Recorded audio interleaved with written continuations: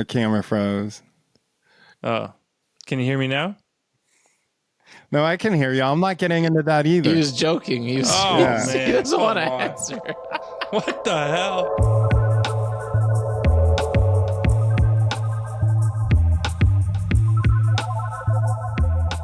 All right, let's get it popping. Welcome to the Bunt. I'm D Jones. I got my main man, the Ghost, with me, and we got the living legend in the building. Atiba Jefferson, man, this wasn't easy to make happen, but here you are. I don't know how you did it. I don't like being here already. Oh, shit. Well, to start, you and Safa are matching at least. That's a good start. Warm welcome. Laker gang. Yes, thank you very much for having me. I'm actually excited because we can talk basketball. Showed us lots of love when we were in LA last time, and yeah, man, we had to make this happen, so thanks again. Yeah, I can't wait for y'all to return the favor here in a couple weeks or a month, right? Yeah, just a little bit over a month. Baby. We're getting close. Show you a good-ass time in Toronto. So, Atiba, we start every show off the same, man. Hit us with your favorite skate moment and your favorite sports moment. I would say my favorite skate moment. I mean, there's a lot of them. That's the thing. I watch y'all's show and you're like, hurry up. Don't take too long. But I think my favorite skate moment will be playing Top Skater with Tony Hawk in an arcade. Like, I just moved here. Damn. And I remember we went to the arcade before a skate session in Irvine. And that was pretty surreal to me. That and like eating Roscoe's with Kareem in 95 is also a crazy skate moment. Because for me, I'm from Colorado and I'll always be that little kid. So when I'm around the skaters that I looked up to, it's always like still so surreal.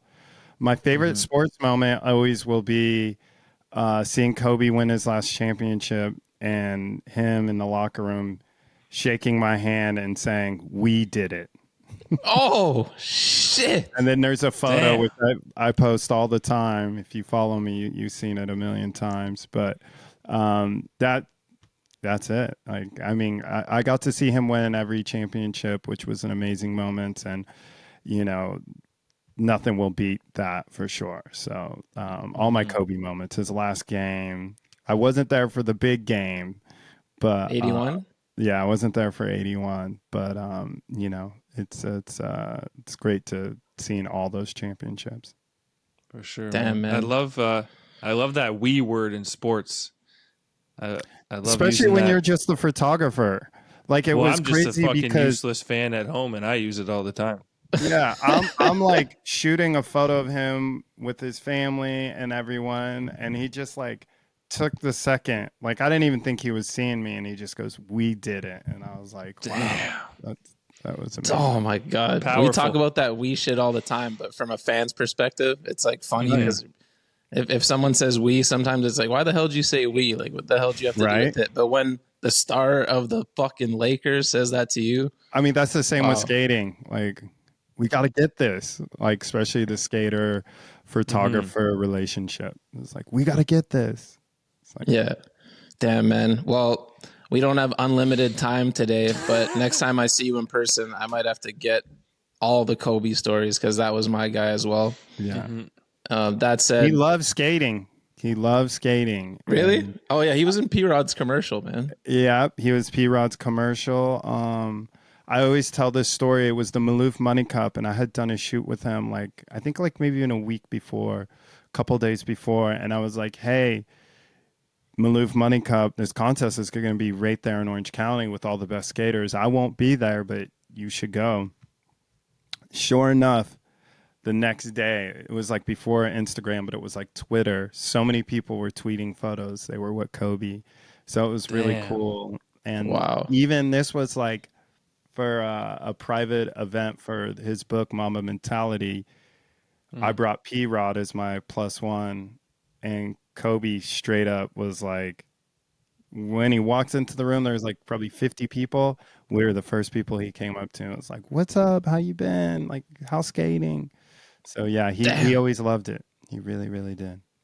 That's awesome. Incredible, man. Unfortunately, I no longer support the Lakers, Atiba. I'm such a Kobe guy, one of those psycho ones that I can't rock with the LeBron. So this was just for the beginning, for the good memories. Okay. But we're going back to my receding hairline for the rest of this. Once, I'll hide mine with my Laker. This is actually a special Kobe hat too. So very rare. Bro, you got it all, man. Very rare. Safe just found that one today. But I thought the favorite sports moment was going to be the mid-season tournament this year, man. Oh, mid-season tournament was so dope. You have no idea. Fuck you, Blake Anderson, Tony, my whole Bay Area's group chat that tries to talk shit.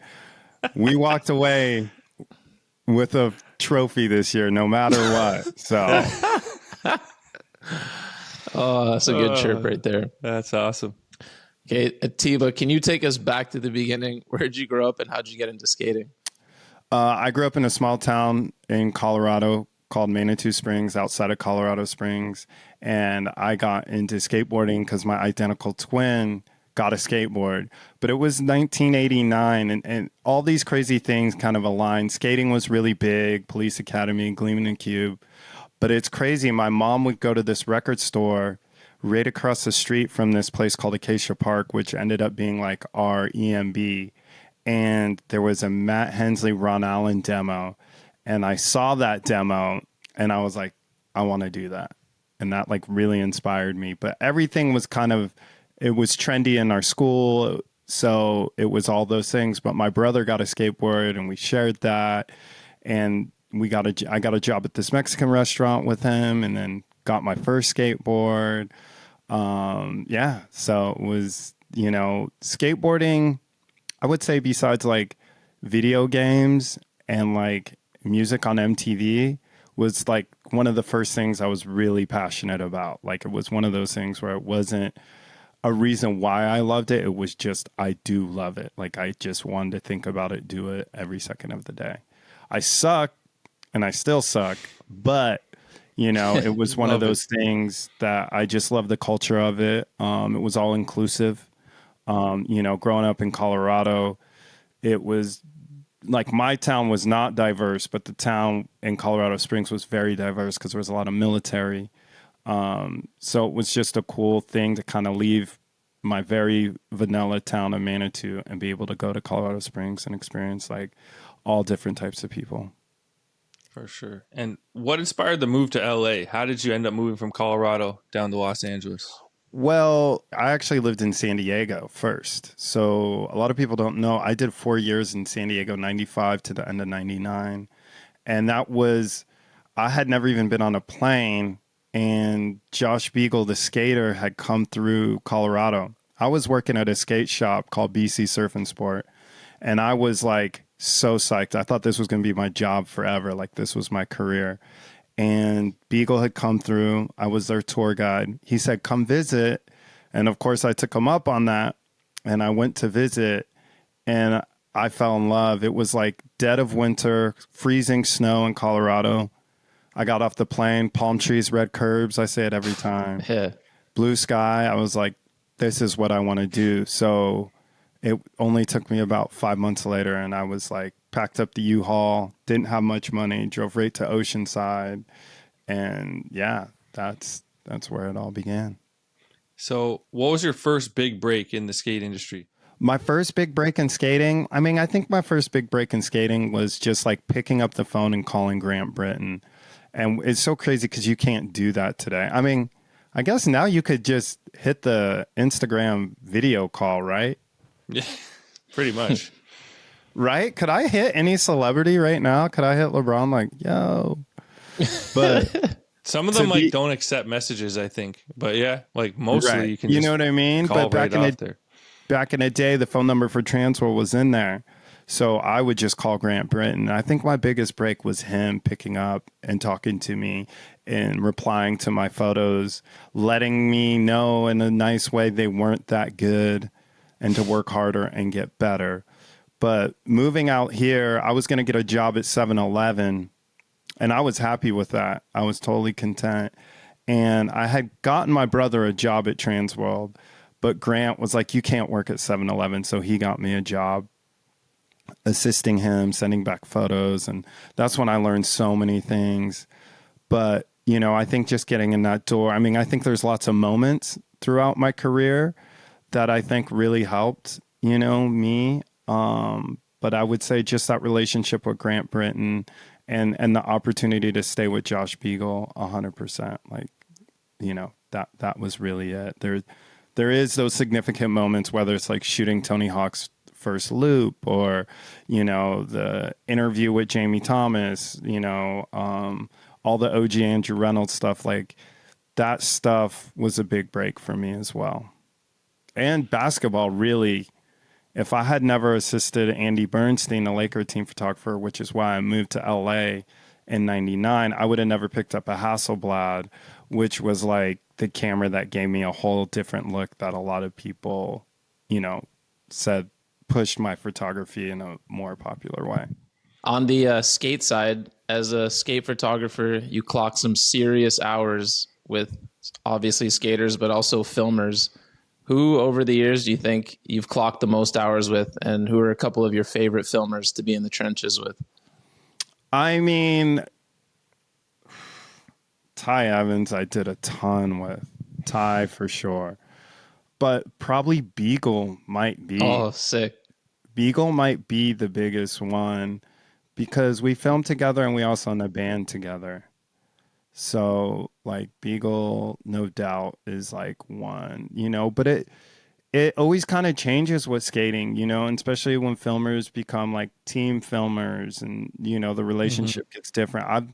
I've always been lucky to always work for a magazine. So I haven't been able to have to just be with one company besides that magazine. But, you know, in this day and age, I do a lot of filming with Aunt Travis, a lot with Jolly. But no doubt the OGs would be, you know, Ty for sure, because we still have a relationship. And Beagle, I mean, Beagle for days. Like, dude, love that. That dude is such a special person. He's the best. His energy's great. His passion for filming and skating is amazing. And that's the same with Ty Evans. Like, Ty Evans is the hardest worker, the hardest filmer in skateboarding ever. Like, it's not a competition, but you have to give it to him. That dude he works so hard and always has worked hard and is always there and willing and able to do whatever it takes, you know. Even myself, I'm a lazy photographer. If something's kind of easier for me, I'm like, cool, let's go the easy route. Shout out to Ty, for sure. Yeah, I was thinking about that because I love the hijinks net, like Beagle tapes, YouTube. Sometimes I just watch those a bunch of episodes in a row. And the other day I was watching one and knowing you were coming on and you're always in those. And I think it was Herman's hard flip that, like, I don't know the stair count. It's like a 7 flat 2 or 3 or something like that. Oh, yeah. Burbank Middle. Yeah. And you guys are chilling. And I was just cracking up because Braden Safransky is just for no reason just doing varial heels in the middle, like on the landing of the 7. Dude, Braden, let's get out of here, man. Come on, man. I'm working. He's right over there. I'm working too. And then Beagle's like, yo, can you like get the fuck out of here? And they actually have an argument. It's like in between Herman's tries. Way. I gotta watch it's that. so funny because I'd never heard Beagle get like kind of confrontational. Yeah, which and he really just doesn't unless someone's being like really annoying. And that was probably annoying for him because it's like, you're a skater. We all kind of know like there are things, don't be annoying. Yeah, you and Beagle are just trying to like do your thing and be in your space, and in between Herman's tries, for some reason, that's where he had to do a varial heel. And like, I've never, in all the Beagle tapes I've watched, I've never heard him like call someone out. No, because he's really the most polite person too. That's that shit was fire. But yeah, you and Beagle, epic duo for many years. Love it. So it's one thing to get left hanging on a high five in your day-to-day life. But what was it like to have that moment immortalized for the whole world to see when Reynolds dusted you after the varial heel down Hollywood 16? You don't even realize that's not me. Oh, that was your brother. Fuck. Oh. God damn it. Yeah, if you realize I'm on the roof shooting a still and my brother just happened to be there, and I set him up with a camera. Oh my God. God damn it. I did tell him, I was like, how are you fucking with this right away? But there is a real fun fact. It's not as like mortalized as that, but there's another video. That was part 2 of the question. Trust me. You thought you escaped, but it's made chapter 2. Exactly. Herman does nollie heel his last trick. Yeah, and I Miner got did you dusted dirty on that, which was kind of whack because I wasn't messing up a right away. But it's super funny because there's like slap message board that's like, does Jon Miner hate Atiba? He always puts that in. Yeah. I was gonna say Miner did you dirty, or at least just the second time. But to anyone who doesn't know, like, and when it happened, I was like, oh God, I just got for sure. Sorry for trying to be the homie. Being on the ground, you're like, you need them to reach for you too, man. Yeah, like they're all haters, bro. You're helpless. The Reynolds one, Akko was so literally funny. in the shot. There's no way to like cut that out. But Miner in Made Chapter 2, he did not have to include that. It was that was what was so funny. I was like, you kind of have to use it just to keep it going. You know what I mean? But it is really funny. The OG one is Akko. Damn, that's you crazy. got us there. You set him up. Yeah. You touched on it a bit, and we always ask first big break in the skate industry. But what was your first big break outside of the skate industry? That would be assisting Andy Bernstein, like 100% the Laker team photographer. That was such a big moment for me because, I mean, I was still learning a lot in skate photography, but like doing commercial photography, doing sports photography, really helped my skate photography. Like all I cared about was like the moment or a portrait, like the trick or a portrait. I was never thinking about the in-between stuff. And like he would shoot a slam dunk, fast break, and then go to the bench and shoot that. He would shoot the ref arguing. So, you know, that opportunity to just learn about different aspects of photography, because skateboarding was like very niche, especially back then. Spike Jonze is really the one super creative photographer that took his photography to a different level outside of skateboarding. And then really, you know, being an ambassador for Canon camera has been a huge opportunity for me outside of skating that I'm super proud about. But there's so many things that, to me, that's why I'm always so like blown away about opportunities, whether it's being in video games or, you know, getting a deal with Vans or whatever it is. These are all things I did not think I would accomplish as a photographer, you know. So I'm a pretty happy person. Nominated for a sports Emmy for Monochrome, the documentary about black skateboarding. Huge. Winning a Clio for that. Huge. Just all kinds of things, you know. But actually just staying alive and being here is a big opportunity. Shit. So with Grant Britton, you just called the number that was in the mag. How did the Laker how did you barge that one? That one was a crazy one because that was through my brother who was working for Warp magazine that would buy photos directly from the NBA. And there's a guy there, Joe Amati, who's I'm still really close with, and I still will do portraits for the Lakers Media Day because of Joe. My brother was buying photos and was like, hey, my brother loves like basketball. He sneaks his cameras into games, and they're like, have him send me a portfolio. Another big opportunity too, which I can't believe I haven't talked about, was having a big break to work for Slam magazine.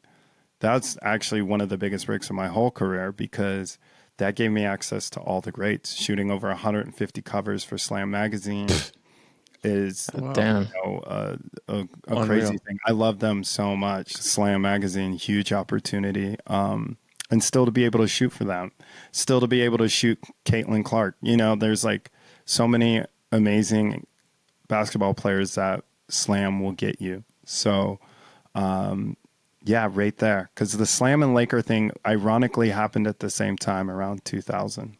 Wow. Bro, your girl Caitlin Clark, Just having a tough go. Is it so much drama, bro? It's weird because the thing is, she is a special player, and everyone's mad because of the attention she's bringing to the game.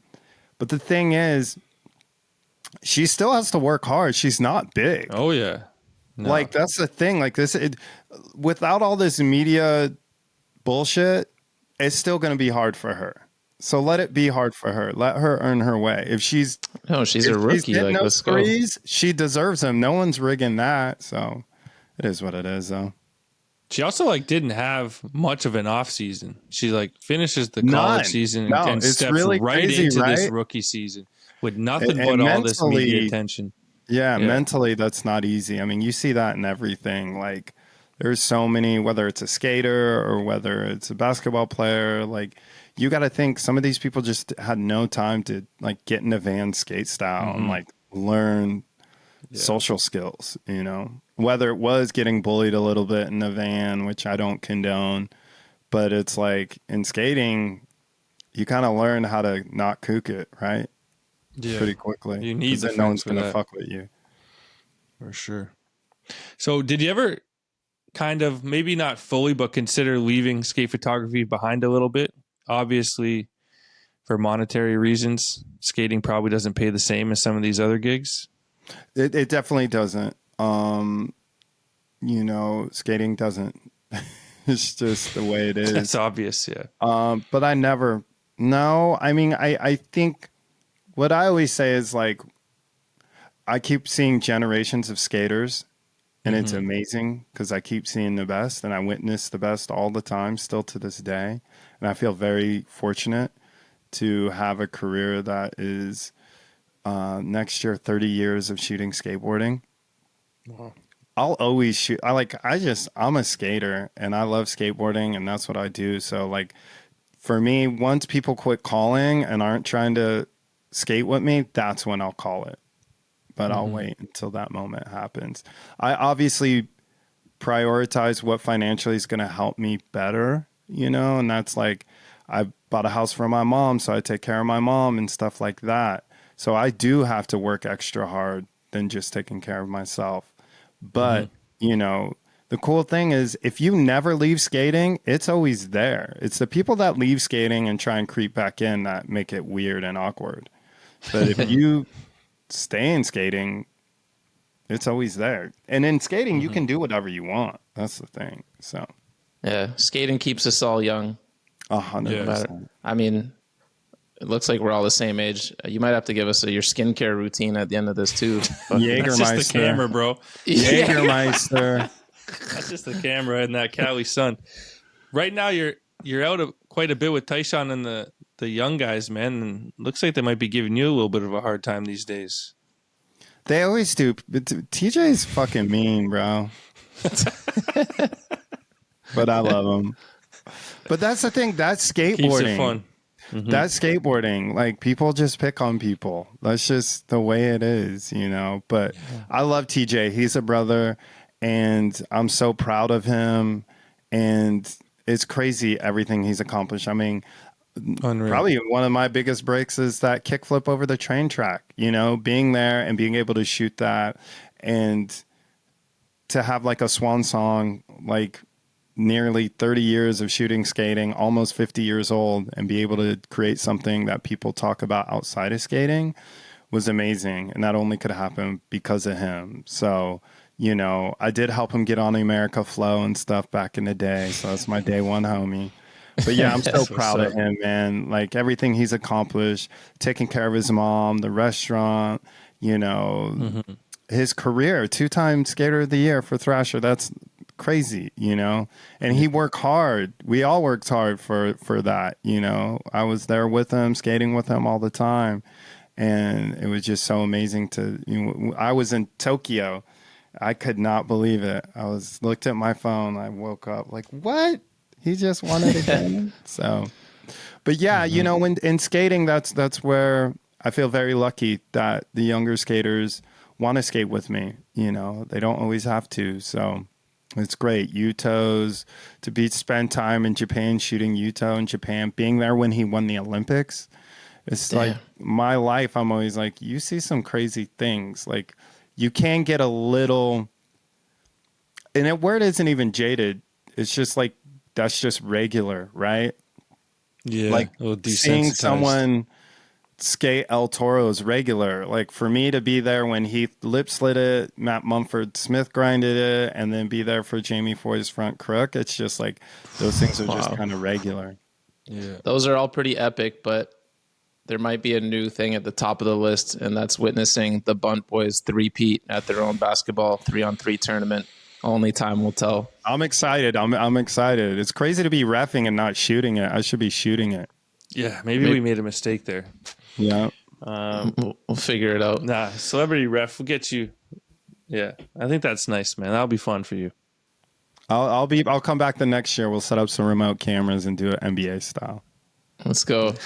Let's go. Can you give us a little rundown? Like growing up, you were shooting when I was first getting mags to the house and stuff a lot with Transworld, and then eventually started Skateboard Mag. Now working with Thrasher. Can you give us a little history of the skate mags?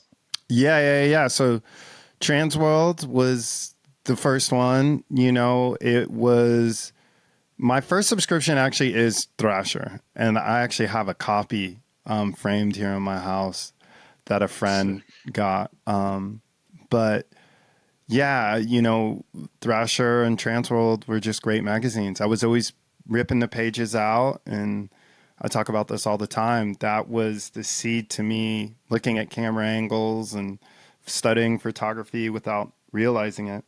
And then so I moved out, was working with them in the heyday, you know, Transworld was huge, and They were this thick back then. Man. Yeah. So Thrasher sick. wasn't the biggest. My photos, fun fact, my very first photos ever published were in Slap magazine.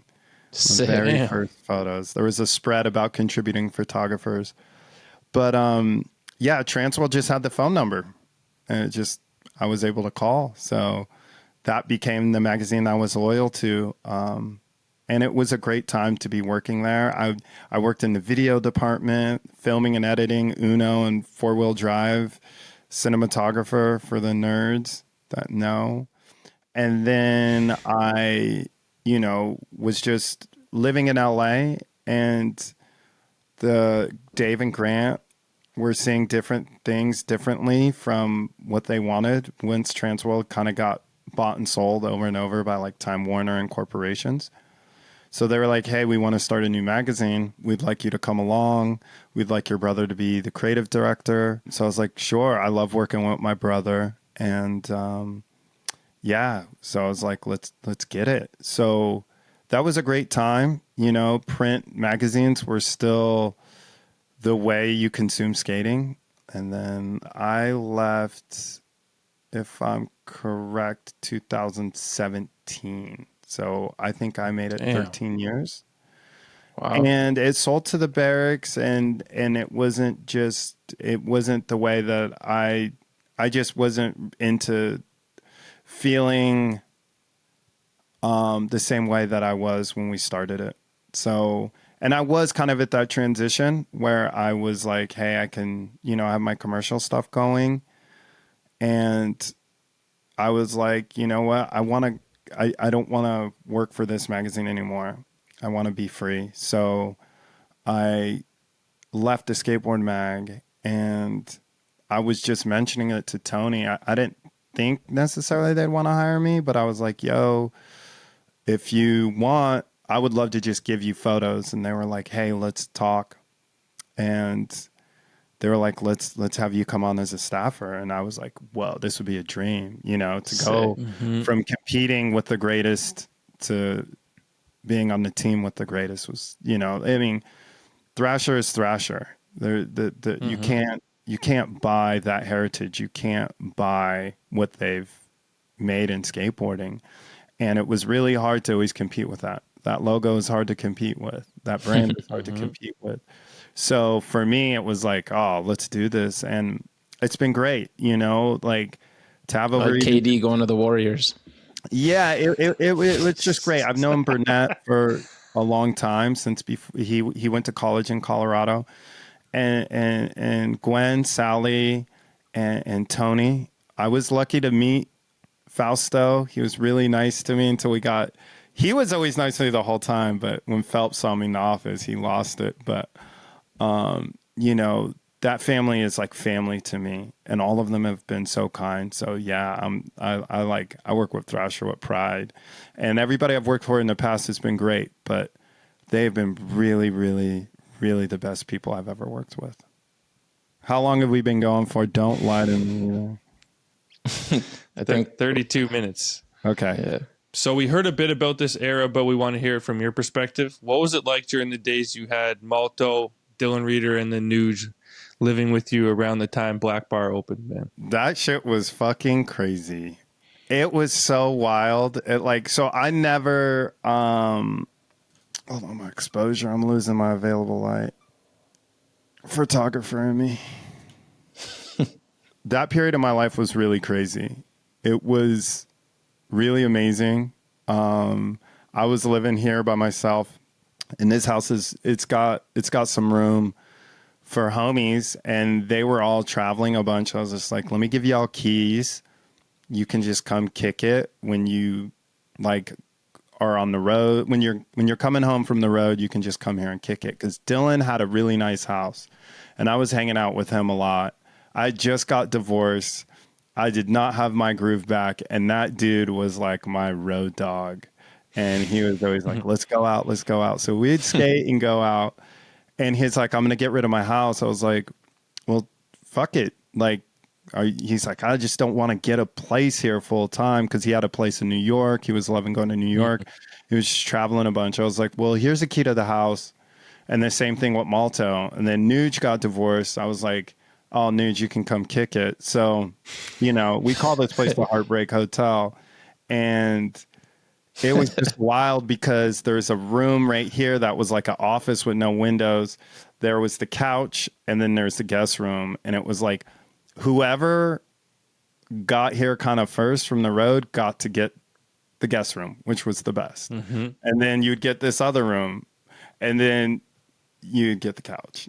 But it was so cool because as a crew, everybody loved each other, but we all knew like everybody was from a different walk of life in skating.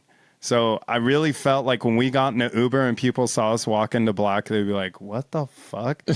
You know, you got Malta, who looks 12 years old. Crew. Yeah, you got Nuge, who's like full rocker. You got me, who's like covered in box logos. And then you got, you know, Dylan, who's like the most beautiful person. So it's like the Fantastic Four of partying. Yeah, I mean, it was crazy. And, you know, it was more because of Dylan, but all those guys are cool and good looking in their own ways. But really, I always say this, the funniest thing with me was I remember a girl going, what's it like to live with Dylan Reeder? And I was like, wow, this guy's crazy. But he was such a sweetheart. And like, it was also great because we'd go skating, you know? So the energy was like, go get a clip during the day, go party at night, you know? And I look back at it now and I'm like, I feel so lucky that, you know, for me, I never went to college. I never lived in a skate house. So I got to have like the mature version of a skate house at like 34 years old, you know? So sick. Yeah. So it was great. And it was great to bring those people together. And I love being able to do that. You know, I really think there's something special to always getting people that normally wouldn't intersect to like really intersect. Yeah. That's an epic big four right there. Can you tell us about the F1 race with Odell Beckham Jr.? Bro. That was the wildest weekend I've maybe ever had. Like I can't even publicly, not that I'm saying Odell, but like, it was just wild, bro. It was just, it was crazy. Like the lifestyle that people like that live, like the suites and the clubs and the bottle service. I mean, we were out every night until 5 or 6. And I would be like, I'm out. And the next day they'd be like, we're doing it again. Now, what year was this? What do you mean? he- This was just like 6 months ago. Oh, so the one was it in Miami or something? No, the F1 one that race? was in Vegas. I mean, everybody knew we went there, so I'm not completely dry snitching, We're but not- keep the not keep the breaking news, timestamp out of this episode. But yeah, it was O is such a cool dude. He's such a down to earth dude. And like, honestly, it was the best way to go to Formula One because O is like a skater. Like, he doesn't need everything to be super fancy. He doesn't need everything to be a certain way. He's just down to roll as long as everybody's having fun. And that's why I really fuck with Odell, because it's like, he's just down for a good time. Like, the funniest thing he said, we had a private room at Carbone, and he just walks in and goes, I hope everybody's ready to throw up tonight. Let's do some shots. You know what I mean? So that's the way he gets going down. So yeah. Jesus. Tell us about the Super Bowl in San Francisco when your Broncos pulled it off. And for some context, that was like Seifa's introduction to the NFL. And I was explaining to him how powerful Cam Newton was at the time. And then to see Von Cam Miller Newton just fucking brutalize him. He was a super first was it football like- game I ever watched. Going into that, Cam Newton was fucking unstoppable. Superman. Like, so it was crazy because I actually had shot Cam before for Gatorade. Super cool dude. So it was hard to root against him, but obviously I'm going for my Broncos. And me and my brother got tickets. Shout out to Mark Goldman through Bud Light. So we had free tickets. So we go up there, just me and him. We're like draped in like the most Broncos merch you could find. And you know, we get at the gate. We get there early. It's my first Super Bowl, so I'm like, yo, we got to get there early. Like, let's just get there. And Cam's out there warming up like pre-game. And he's just looking like he has like gold cleats on, the Beats by Dre. Like he's just, we are not supposed to win. That was the Cam's moment. Yeah.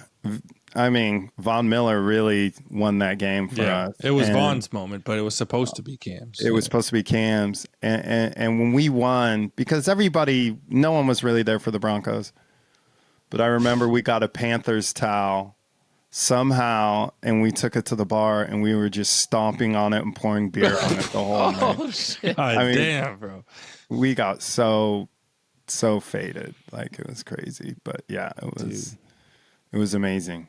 Von did it for your boy Peyton, man. Carried him there. 100%. 100%. Noodle arm. That's all I remember. That was a wicked Broncos team, though, in the like 2 years leading up to And it. you like, got to think there was the Super Bowl we were supposed to win where the Seahawks smoked us. And here's another funny story about that. So I remember trying to get tickets. I could get one, and I was like, I want to watch it with my brother. So we went to black. And if you remember the first play, it sucked. I don't even want to relive it. And I remember I was like, I'm blacking out. I got so fucking hammered, right? Cut to, I wake up at home covered in Broncos gear still, like scarves, glasses, all this shit. I just walk out to Dylan. I was like, what happened? He's like, bro, you couldn't even work your phone. You were so sad and depressed. Compare to me levels of excitement when signing Peyton Manning to levels of excitement signing Russell Wilson before knowing what Russell Wilson became. Bro, Russell was garbage when the Broncos signed him. We knew that. We knew that. Bro, Peyton was at least Peyton. You know what I mean? Dude, like, the first year you had Peyton, he threw for like 50 touchdowns or something, Yeah, no, 6 he's in the a first psycho. game or something. Psycho. Yeah. Oh Man. little bit of a rebuild situation over there. But it's rough. Yeah, you guys It's fucking bad. You tried and you swung and you missed, and now you got like But the NFL is cocky so coach crazy. trying to do it himself. It's so crazy, the NFL. Because it's that there's one like game. Yeah, but there's like 4 quarterbacks who can win, and maybe like 2 or 3 that can beat Mahomes now. So it's going to be. But Mahomes is such a freak, bro. Like, I want to hate so hard, but you're like, nah. I gave up this year. Donald came around finally. That Super Bowl was ridiculous, dude. That was awesome. That was great. Awesome. So sick. No one wants SF to win, right? Ever. Especially not me. I'm the biggest Bay Area hater, but it's crazy because I love all my homies there. I love Thrasher. I love going there, but I can't hate a team more besides the Celtics than any San Francisco team. Especially so you're rooting for Dallas by default? Dude, I have to, and I hate them too. Ant-Man let me down, bro. You let us all down, man. How did that happen? He just got burnt out, eh? Same with the Nuggets, low key. Yeah, but the Nuggets would have done better. I know that's one of those ones we should have let the Nuggets win because they would. But then again, would they have? Because they wouldn't have been in that situation. No, I think we're losing all the skaters right now. I love this. No, they love it now. Skaters are into sports these days, man.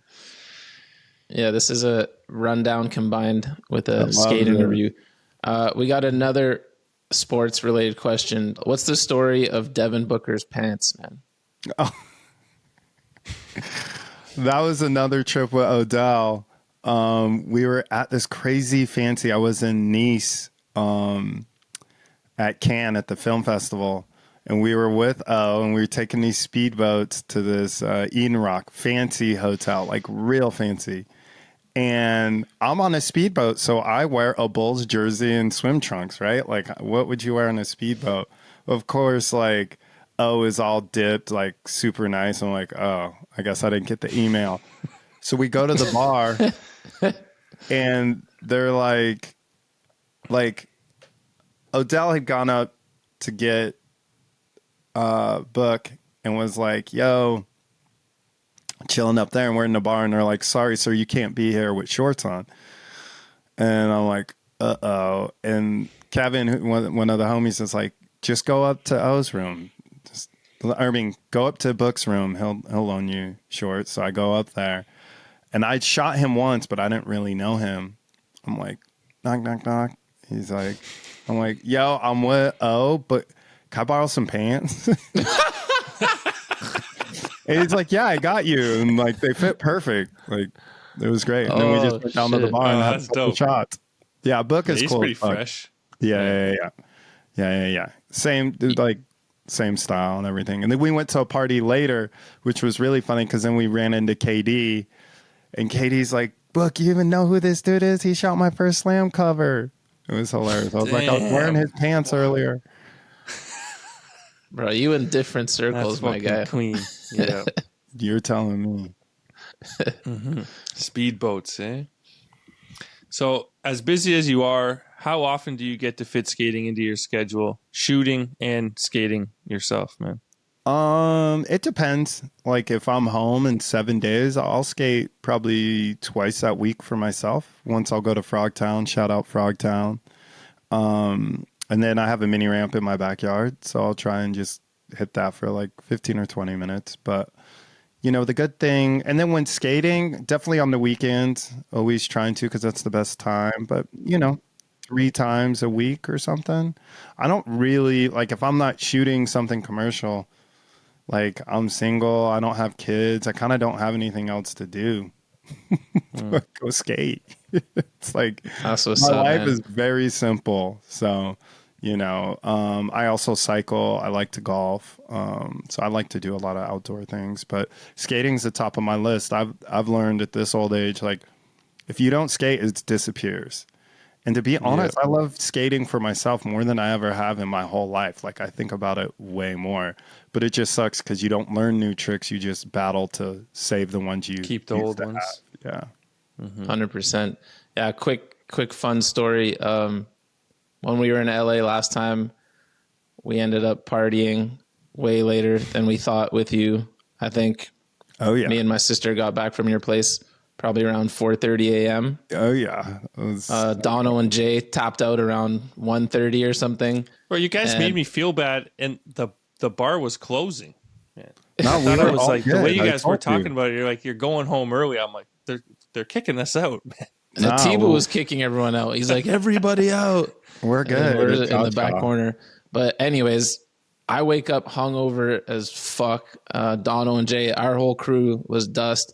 And next thing you know, you're sending Dono a clip of you doing a backtail at the park first thing in the morning. Yeah, you superpowers. You can't let the party affect your productivity, or the party's gonna have to end. So for me, I like that. I just like suck it up, hydrate, just live hydration packets, and get it going. Bro, that's built different. I was done. Like that day was a fucking write-off for me. You're out here backtailing. Don't worry. I have to power down and take a little disco nap always. But yeah, I can't sleep in. It's not really me. But you should have saw me yesterday. I was definitely laying all over the skate spot. Ant was posting all kinds of photos. But I did get a nollie back tail in. It wasn't pretty, but I got it in. That's nice. Let's go. So what's next for Atiba Jefferson? I think what's next for me is really, I'm excited to have a photo show that I'm doing with architecture. That's going to be at Paris for Fashion Week. And we're going to do a book for that, which is my first book. So I'm excited to have them do the book. And then for me, books, and just keep skating, keep doing me. Like, I don't, really have like a big life project besides the books, and kind of slow down and kind of enjoy life a little bit more. I think I'm excited to be partnered with Vans and working with them. So I really want to work really hard on that the rest of this year and all of next year. And then, just keep doing me. I feel very lucky to, I always say I'd take photos if I got paid or not. I see photos. I cannot not take photos. So for me, I always want to take a photo. So just keep taking photos. I can feel the heat from here. All right, Atiba. We know you're a huge hater, so you're about to ruffle some feathers. Just kidding. Let's get it, man. Favorite skater? Favorite skater, Kareem Campbell. Favorite video? There's always that video as a kid, which is Video Days, 100%. And then there's Now, which to me is Blessed. Favorite video part? I would probably go Dylan Reeder's Gravis as Now.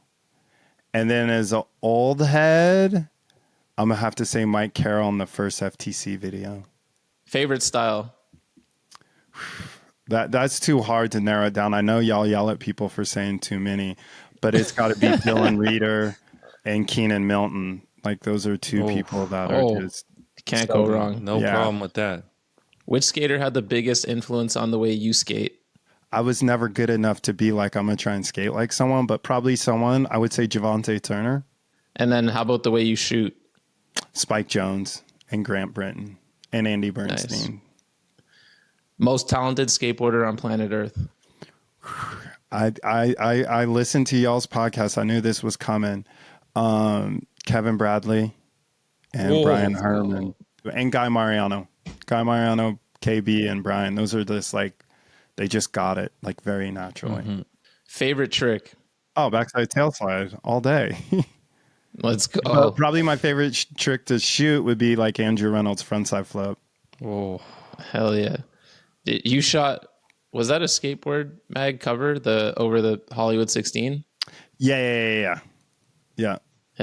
I think I had a subscription when that one dropped. One of my favorite ones is the one he did in San Diego, the 14 too, like in the end. Mm-hmm. Was Shades on? No, that was Baker 2G. Nah, but that one's dope too with Jamie Thomas filming. I shot that. Yeah. That's one of my favorite frontside flips ever. Hardest trick for you? Hardest trick for me to do? Impossibles. I really don't think I ever really wrap them, but yeah, impossibles. I can do hard flips.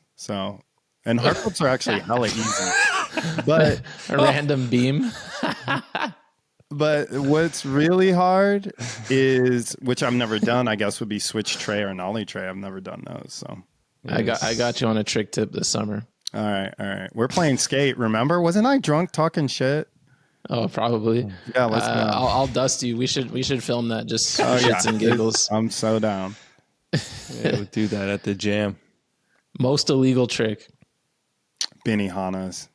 Benny Hannas are just... I think all tricks I don't think there should be a rule of what tricks should be done or shouldn't be done, but Benihanas are just gross. Shout out to people who can do them. I can't reach that low, but like that trick is something I'll turn my camera away from.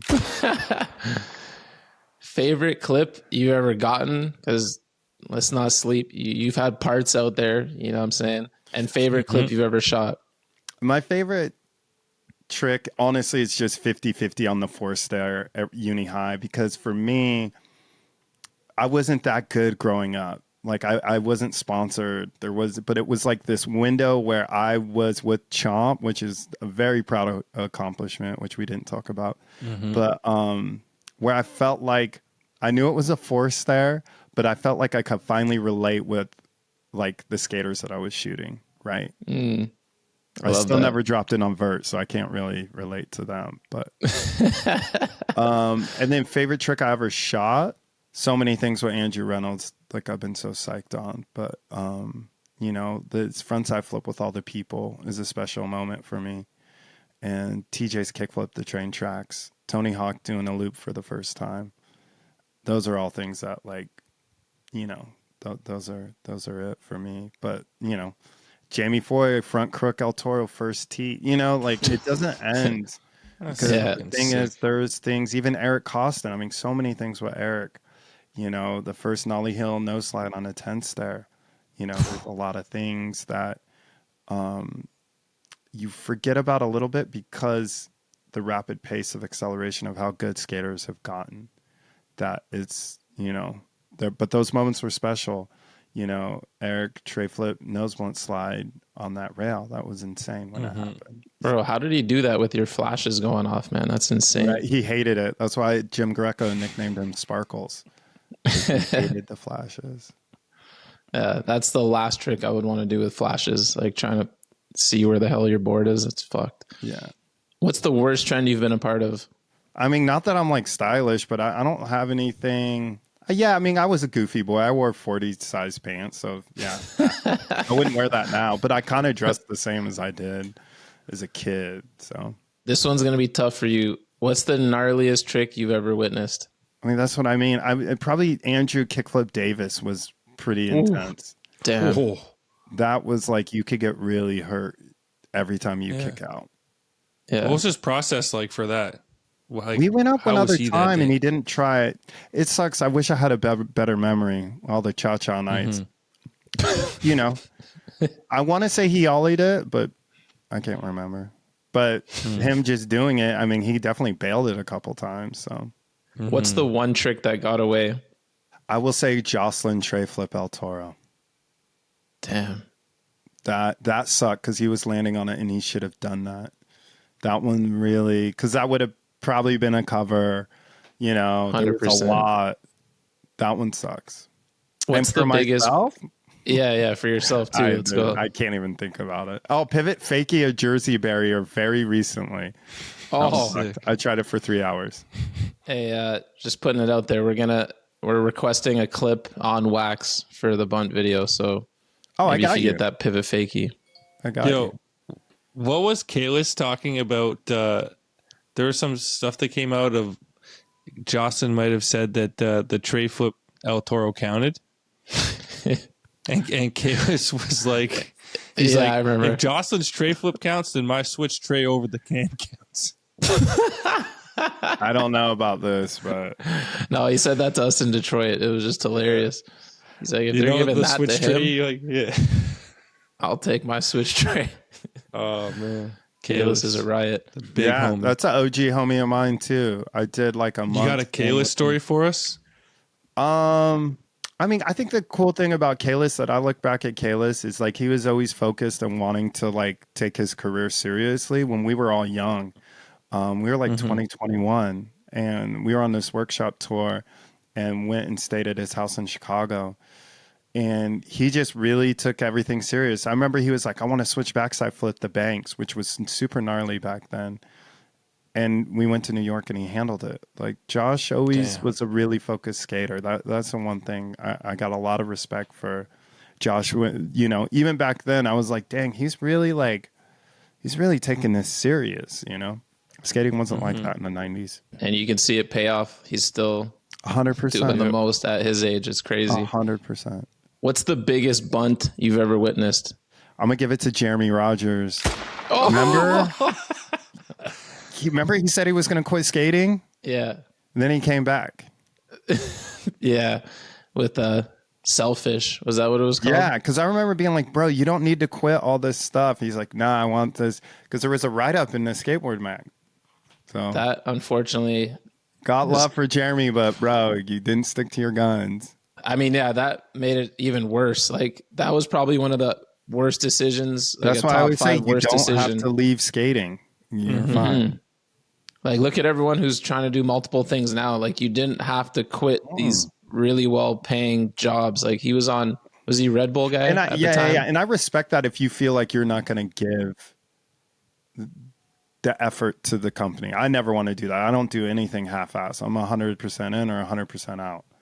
And, you know, for him, I respect that, but I was thinking about it, like, what's the biggest claim? And I was like, oh. What's the last new trick you learned? I think it's been years, but fakie hard flip. Probably the last trick where I was like, oh, I learned a new trick. Yeah. I don't learn new tricks. We know that. It's on YouTube because me and P-Rod were battling. I probably learned that trick 10 years ago. And by the way, sick. everything I do, I talk about beating P-Rod in skate. Paul, you know I'm still out here bragging. You did buy me a Cadillac, and I love you for that. Dream job after photography, if there is one, because I feel like you're kind of living your dream. Working at Amoeba Records. Work at a record store for Let's days. That'd be great. Love it. Favorite local brand? Open Beer. New beer company with Nuge. We drank a shit ton of those. Oh, Thanks for putting us on. Get back Easy to LA. drinking. I got you. Favorite local skater? Gian, Danny, Coop, all the Supreme shop dudes. They rip. They're so good at skating. Sick. What's the one brand that you regret shooting for? Damn, that's a savage ass question. I don't have anyone. Like, I can't. God, there is someone who owes me money, but I can't think about it. Whoever It's you all are, good. you're whack as fuck. Favorite trip mate ever? There's so many. I mean, Malto's so fun to travel with. Nuge is insane. I'm going to have to say my brother, though. I have so much fun traveling with my brother. Let's go. Love it. Worst trip mate ever? My brother fucking snored when we were just on a trip recently. So there you go, Akko. You get it twice. Jake Anderson is funny. Not worst. I'm saying also fun to travel with. He is fucking hilarious. Oh, we know that firsthand. Yeah. The man. Worst company? Oh, Skate Stoppers. 3 days. Worst trend? Benihana's again. But probably people just being haters to be haters. Like, I always thought that was corny as fuck. Like, you can only hate if you're like really good at what you do. If you're like really got good style, you can talk shit. If you're really good at skating, you can talk shit. But if you're not, I like that logic. Yeah. thanks, bro. The only time it's tough, because we can all get a little hypocritical with that, is when we watch sports and we lose ourselves in the moment and you start cursing out these guys that are a million times better Yeah, than I you'll mean, ever sports be. are a little bit different because they're like, your role is to make this point, right? Skating isn't that. Like, we do But a like little... people missing free throws, I'm like, bro, I could have made that. I'm not going to be someone who can go to Hollywood 16 and be like, dude, I'm a 1 foot back tail this accidentally. That's not happening. We do a little sports section at the end of every pod, and so I've always like tried to be cognizant of like talking to them like how I would want to be talked about. So I try to not hate on like personal stuff and shit. But then next thing you know, it's a tight game and Luca's going off, and I'm just cursing him out like in all types of ways. And I'm like, oh fuck! It's just something takes over when you're watching sports. Just do something different to us. Worst style. In sports? In skating, I know you're not going to answer that. Oh my God. Y'all know you're not getting me. You know I ain't going to answer that. Come on. Okay, well, Worst let's style go in in skating? sports then. No way. Luca, man. Luca for no. I'm not going to get caught out here in these streets. You already Don't did. put that Right in. now it's Luca, man. Luca's He doesn't looking really get off the dusty as hell. ground. Yeah. He doesn't get off the ground. Oh, you know what? I'll hate on someone for style in sports. Carl Malone, whack as fuck. Oh, No. Yeah. Fucking I'm on cowboy, record. Carl. Yeah.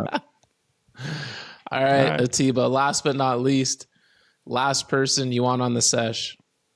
The cops.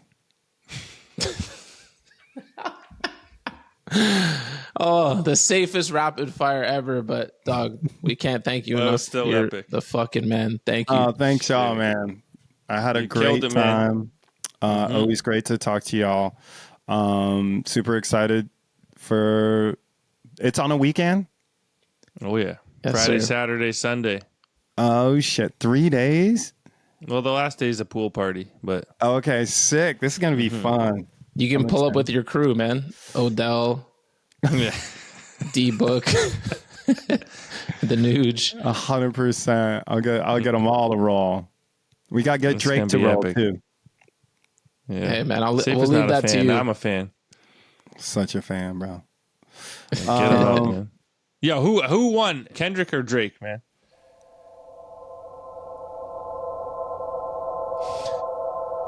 The camera froze.